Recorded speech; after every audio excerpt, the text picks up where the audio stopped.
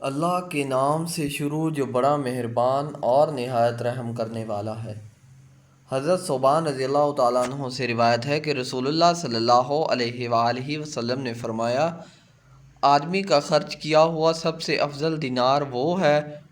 جو وہ اہل و عیال بیوی بچوں پر خرچ کرتا ہے، اور وہ دینار جو اللہ کی راہ جہاد میں گھوڑے پر خرچ کرتا ہے،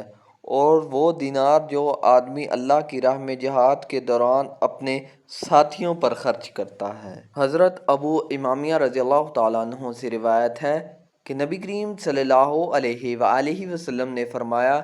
جس شخص نے نہ جہاد کیا، نہ کسی مجاہد کو سامان مہیا کیا، اور نہ کسی مجاہد کی غیر حاضری میں اس کے گھر والوں کی اچھی طرح خبر گیری کی، تو اللہ اسے قیامت سے پہلے ہی کسی آفت میں مبتلا کر دے گا۔ حضرت انس بن مالک رضی اللہ تعالیٰ عنہ سے روایت ہے کہ انہوں نے فرمایا،